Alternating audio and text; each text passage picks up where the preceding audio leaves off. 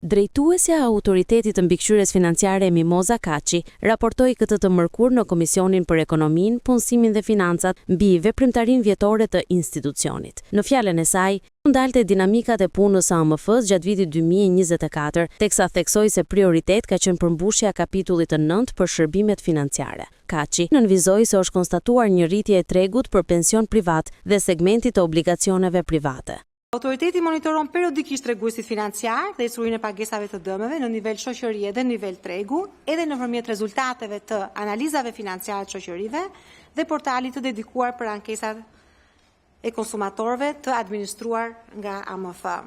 Gjithashtu janë realizuar inspektime në kuadër të parandalimit të pastrimit parave dhe financimit të terrorizmit, si dhe një inspektim i përbashkët me autoritetin austriak të tregjeve pranë një shoqërie sigurimi jete.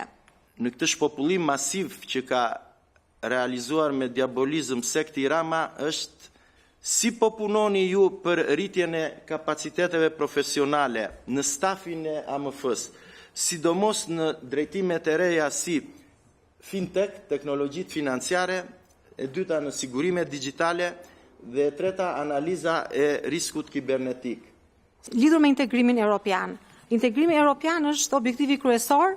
Në fakt, kur flasim për integrim, nuk bëhet fjalë vetëm për miratimin apo shkrimin në letër të ligjeve edhe rregullore. Pjesa më sfiduese dhe pjesa më e vështirë është pjesa e zbatueshmërisë së tyre.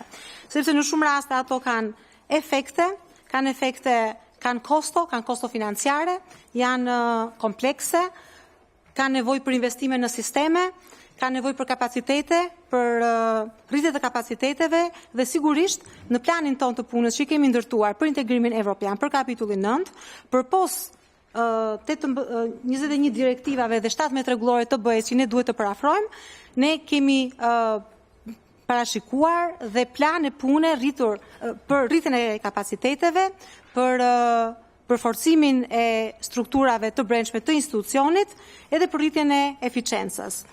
Kaçi tha po ashtu se këtë vit Shqipëria do të mirëpres për herë të parë konferencën botërore të sigurimeve, e cila do të organizohet nga AMF-ja. Mëtej Kaçi deklaroi se puna e institucionit që ajo drejton do të mbështetet në vazhdim në disa drejtime kryesore, ndër të cilat integrimi evropian, forcimi i mbikëqyrjes apo rritja e kapaciteteve.